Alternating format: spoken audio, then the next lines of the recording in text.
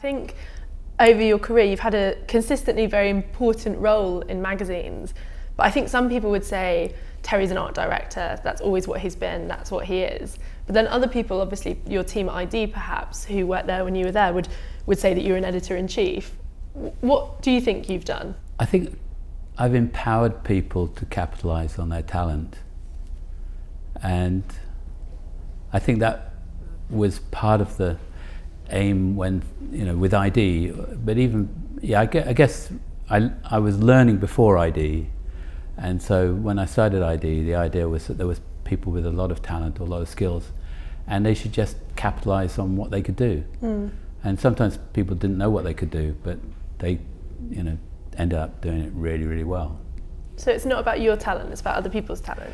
Yeah, sometimes I've described myself like a mirror. When you meet someone, do you work with them because you think they're talented, or do you work with them because you like them? I think there's a chemistry, but I think also there's an energy. At Vogue, I would have the photographers I wanted to work with, Alex Chatelain or Arthur Algort. They would stay in the top of our house. So they were like family. Let's talk about your sort of earliest life. Do you remember when you were a child? Were you obsessed with design? Were you obsessed with magazines? What were your interests? No, not at all. Getting into magazines or getting into art anyway, was serendipitous. The school I went to was a school for single parent children, so that I was put into care and ended up because my mother was in hospital. So I had no idea what art was, and the most contemporary artist I'd heard of at school was Van Gogh. So coming out of school at 16, and that was pure chance, because I should have probably gone into the forces. They thought that would be a nice, safe occupation. Yeah. But I'd written to my mother in Bristol, and she found out that there was an interview for commercial art students in Bristol at the West of England College of Art, and I had a day to get my portfolio together to go for an interview, and as the school didn't keep work, they destroyed it. I actually had to produce 6 pieces of work that night, and they wanted to see 12, and I managed to scrape together 9. I had 3 from school, and somehow got into this commercial arts course. So it was serendipitous, really. Were you ambitious, or were you rebellious? No, I think I was just naive. Okay.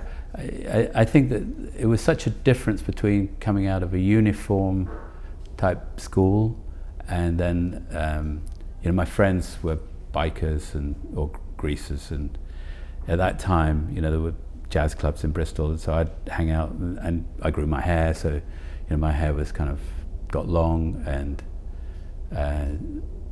I was between what was going on then was bikers or rockers and mods and beats, and so at college I was reasonably tolerated, but I didn't look like a graphic student. I looked like a fine art student, I suppose.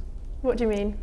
Well, in those days, students that did graphics were meant to kind of wear tidier clothes, and I used to cycle in and get oil on my jeans and wipe my brushes, and I was, I suppose, rebelling from a uniform, and I think that was a point where ID formulated about identity.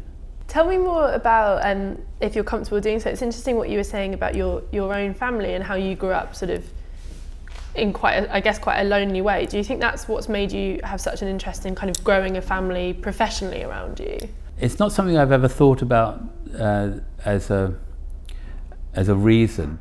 It may have had, in one way it would be contradictory, because the schools I was in, they were boarding schools, so you'd have tons of kids in the same situation. Well, I mean, there was 150 kids, I suppose, in the school, and then coming back to the estate in the holidays, it again was gangs. We were part of the French mob, and so the French mob was sort of the junior league bikers, and Bristol's Seven Hill city, and so there would always be confrontations between one territory and another, And I think that I always found that stupid, that there were always this kind of rivalry, and that it was a way of actually breaking down those rivalries.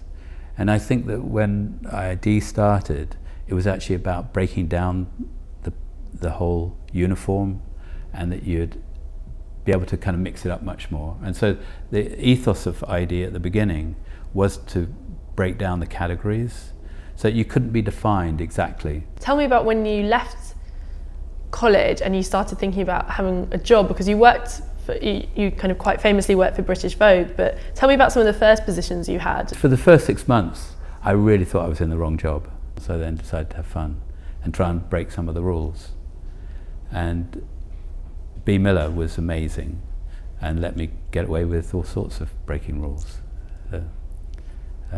Covers notoriously. I had a habit of chopping heads and no eyes. I think the upside down cover. Bailey and I got on really well, and I think from the historic group of photographers that were there, Bailey was the one that was kind of most encouraging, because he was so mischievous, and the fact that we were able to get away with stuff that he hadn't been able to get away with for 10 years before. It was a breath of fresh air. Tell me more a little bit about that period at Vogue. I want to ask about another aspect to what was going on and what was exciting you beyond just toying with the work itself, which was the bigger movements, because punk was something that fascinated you, wasn't it? And it was something that they perhaps didn't cover. I had this young photographer come to see me, a guy called Steve Johnston, and he was out of Carlisle, and he had a nice set of photographs, landscapes and sheep and stuff that he'd done up in Carlisle. And I said, and he'd never make a living doing that, but on King's Road there was so much going on. Just do head to toes, because when I was a student growing up in the 60s, someone had documented what was going on in the 60s, they'd have a really good record. So he went off and came back after 3 months, showed me these head to toe, and on each contact he'd have like at least 16 people that looked brilliant. So I thought that would be great for Vogue, and B. Miller came in, and I hadn't realised how much Steve had changed in 3 months, because he suddenly had dyed his hair orange, he was wearing a jacket with safety pins, he had swastika on his forehead, and she looked in and she just saw him as one of these guys she'd been reading about in the Daily Mirror, and walked out. She couldn't kind of enter the discussion. And so I realised that Vogue, was such an institution, it couldn't recognise what was going on the streets. Sandra Rhodes at the same time was doing was inspired to do her punk collection, and I tried to actually make that one of my last covers, was a headline, "What a rip-off."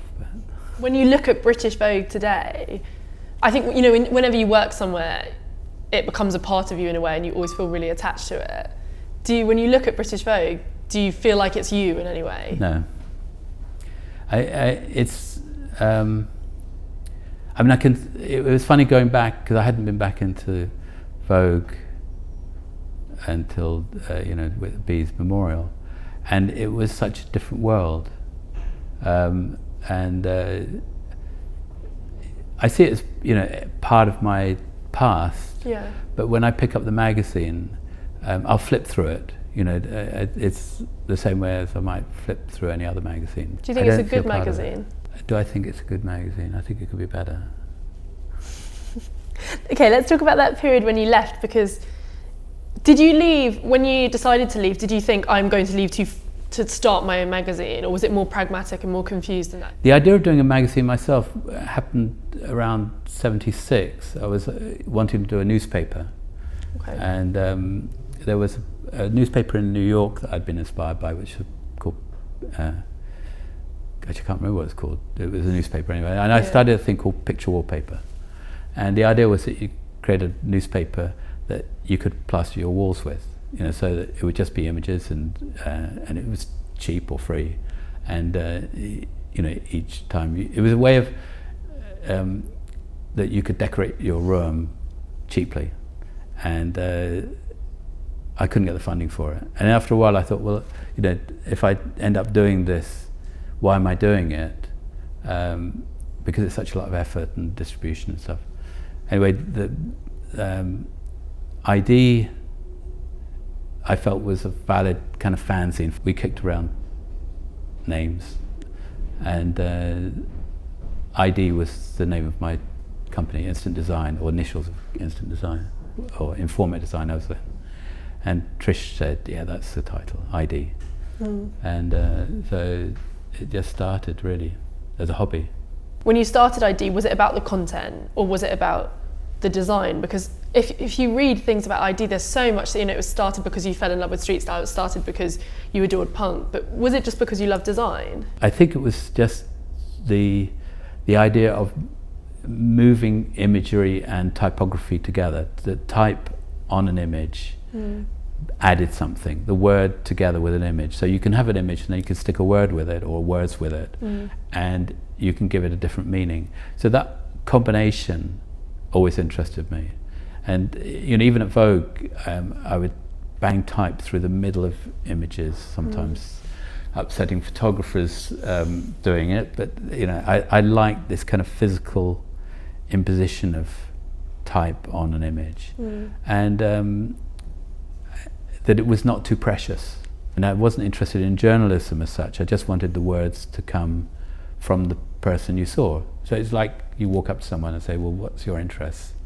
And then they tell you your interests, and you know, get those down. So in the process of doing that, we would look for things where it was about meeting a mate in a way. Nick Knight told me some great stories about you deliberately mixing captions up on his pictures. So he'd have shot, when he was doing his sort of skinhead period, he'd have shot some great big bouncer, and then you'd put a caption that was some cute little girl who was interested in poetry on it.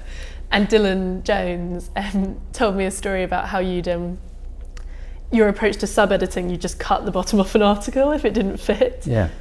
Well, it's the same like photographers, you know, if you can't get the head in, and chop the head.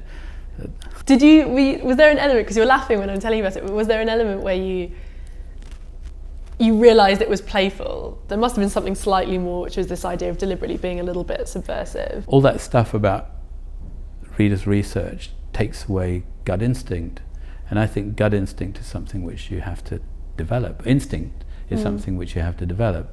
So you start reacting on your personal instincts and make judgments on your personal instincts. So that's the thing which I think has been taken away by everything being kind of sanitized and, you know, going through a process of rules. I guess in those early days, you know, we really broke all the rules. You know, I mean, you know, perfecting the art of illegibility and things like that, which was something where you know, the idea of doing headlines where you'd scribble them out but then have to give subtitles was part of the fun of actually slowing people down. You know, the idea that you have a magazine every 4 months, or 3 months, it was a quarterly, you know, that you still can discover something after 3 months rather than actually consuming things fast. And I think that was an idea intentionally brought into the design process. And that things have layers, so the idea of layering things which get peeled away was again part of a design idea that was, you know, became a style. It's interesting thinking about that passage of time, and also the influence that ideas had on people. That's interesting because you speak to a lot of people where they talk about the kind of really early issues. Do you think that ID had a heyday in any respect? Was it better at any point? I think what's really interesting is that you know, it happens so often that people would pick up ID and they say, oh, this is the best issue. And it happened over and over, you know, like every year you'd sort of find someone say, oh, that's brilliant. And I think that was the thing about being a mirror of the moment and try to catch that zeitgeist of the moment. I guess commerce has interfered with that a lot, because obviously the first 10 years the commerce was completely different. You can look at that period where ID was developing, you know, 1980 onwards, and titles like the face isn't here anymore. You know, you're still here, ID still here. Why have you been so successful? It has to be with, you know, the people that are involved. It's like I think that there was a purity in the idea. Identity obviously is kind of like something that goes on forever. So there was beyond the facade, and I think that, you know, the face was about the facade. I think that, you know, it was a brilliant magazine, but I think that they tried to set the rules. ID didn't. So I think that the fact that we encompassed such a diverse range and actually wanted to, you know, promote diversity, promote that you could do it your own way. As a kid, you know, I used to like running, and long distance running was something which is about stamina and kind of pacing yourself. But I think at the end it's determination. So, you know, you feel that you're on a roll, like a big snowball. You know, you keep pushing a snowball along. Did you ever think about closing it down? Periodically, yeah. When you know, I had to remortgage my house a few times. But yeah, I mean, we were just very lucky with the partnerships we had. Do you think that creativity for you, it seems like it's always been a bit of an escape, kind of like something to do to take your mind off things? You know, I often say my job description, what I do is I daydream. And I think that just being like a sponge where you're kind of aware of everything, you know, it's like I've walked down the street and I'll see stuff, or I'm in the countryside and I'll sort of see the sky, the colours of the sky. I think just being aware of everything and appreciating that day is the most important, and that I feel such a privilege.